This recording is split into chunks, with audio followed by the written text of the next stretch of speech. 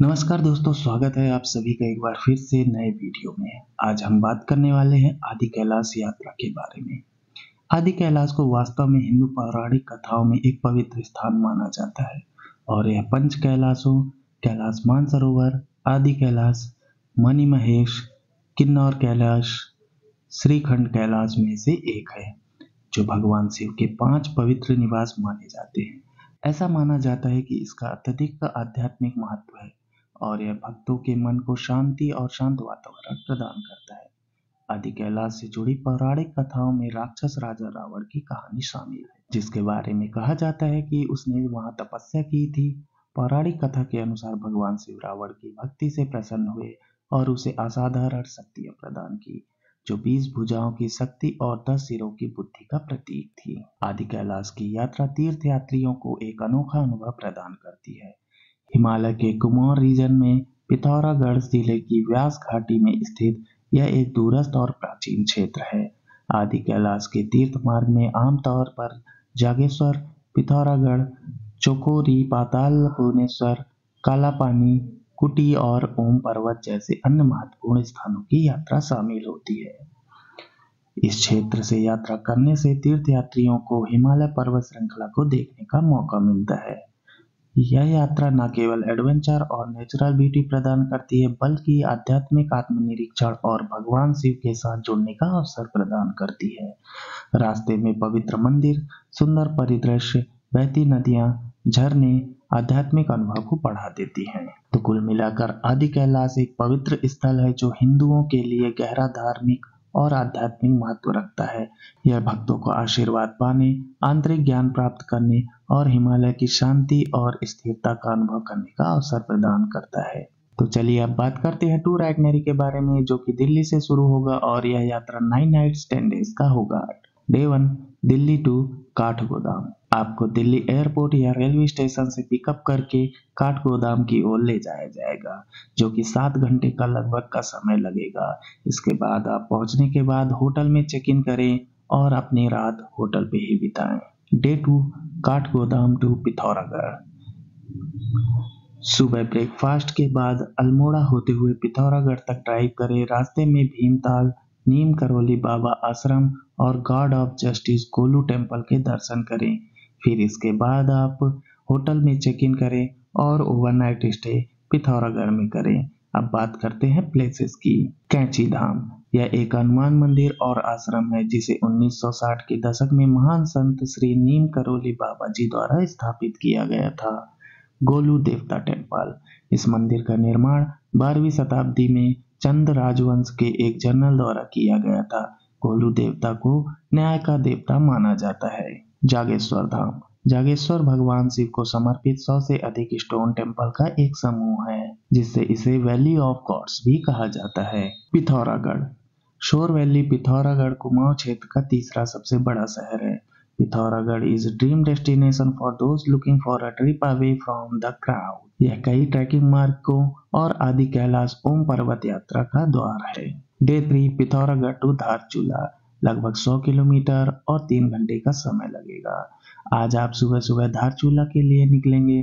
धारचूला पहुंचने पर आपको इनर लाइन परमिट के लिए पेपर वर्क पूरी करनी होती है। आपको आज के लिए इनर लाइन परमिट की आवश्यकता है, क्योंकि आज आप नेपाल की अंतरराष्ट्रीय सीमा को लगभग छू चुके हैं। इसके बाद आप अपना डिनर करें और ओवरनाइट स्टे एट होटल। अब बात करते हैं धारचूला के बारे में। धारचूला, धार मीन्स रिच एंड चूल्हा मीन्स अ स्टोव। इस स्थान की यूनिक जियोग्राफी ही वह कारण है जिसके कारण हम इस घाटी को धारचूला कहते हैं।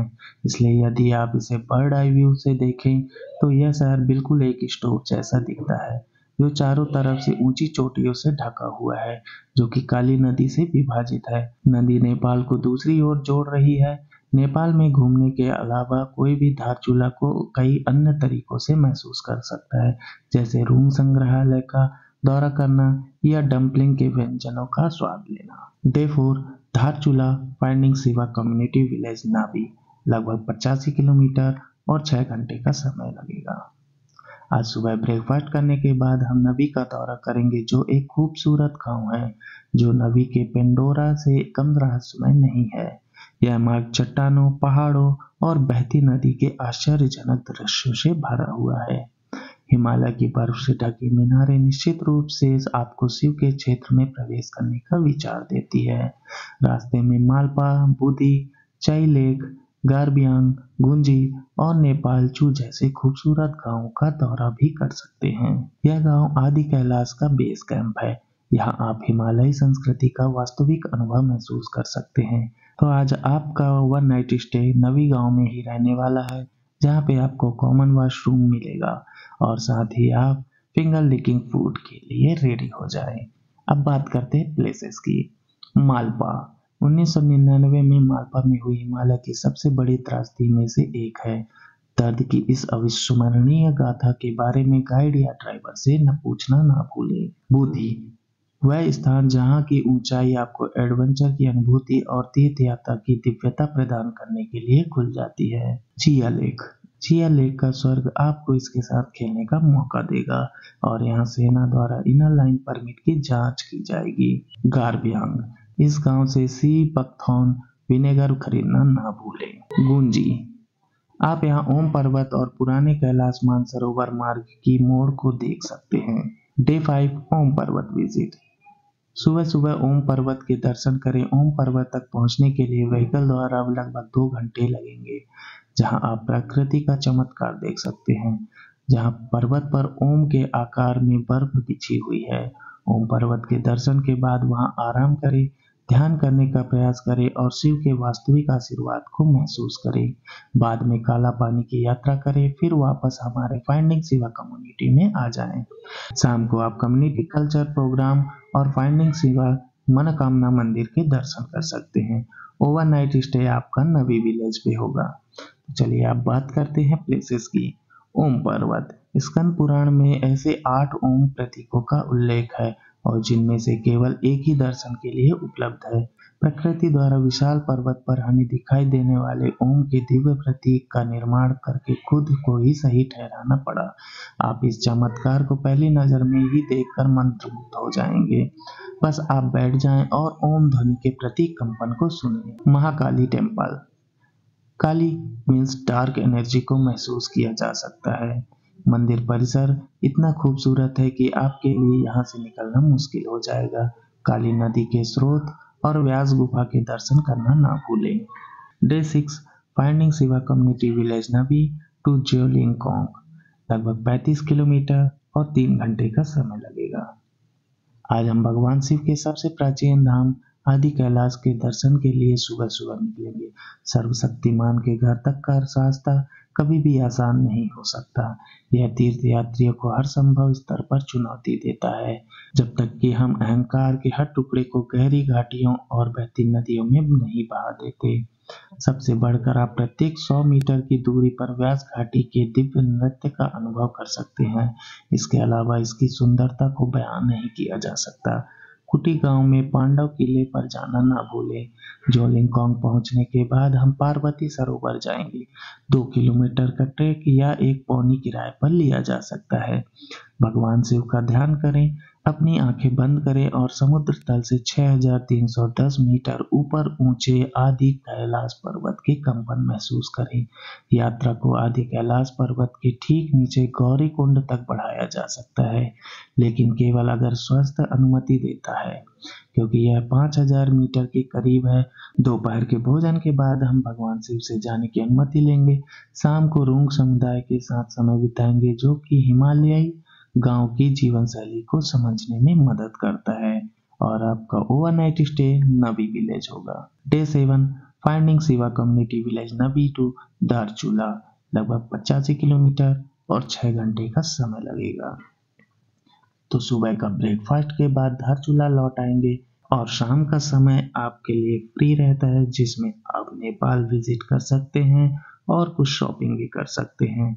इसके बाद डिनर करके आप ओवरनाइट स्टे धारचूला में करेंगे। डे 8 धारचूला टू पाताल भुवनेश्वर लगभग 108 किलोमीटर और 4 घंटे का समय। ब्रेकफास्ट के बाद पाताल भुवनेश्वर के लिए ड्राइव करें। पाताल भुवनेश्वर गुफा के दर्शन करें और ओवरनाइट स्टे आपका पाताल भुवनेश्वर रहेगा। अब बात करते हैं पाताल भुवनेश्वर केव की।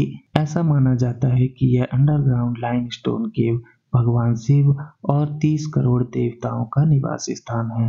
पाताल भुवनेश्वर गुफा की यात्रा काशी बैद्यनाथ या केदारनाथ की 1000 बार यात्रा के बराबर है। स्कंद पुराण में मानस खंड अध्याय 103 पाताल भुवनेश्वर में आशीर्वाद प्राप्त करने का वर्णन है। डे 9 पाताल भुवनेश्वर टू काठगोदाम, लगभग 200 किलोमीटर और 6 घंटे का समय। तो सुबह का ब्रेकफास्ट करने के बाद आज हम ड्राइव करेंगे काठगोदाम तक और पहुंचने के बाद आप फ्री हैं एंड ओवरनाइट स्टे आपका होटल पे ही होने वाला है। Day 10 Kathgodam to Delhi.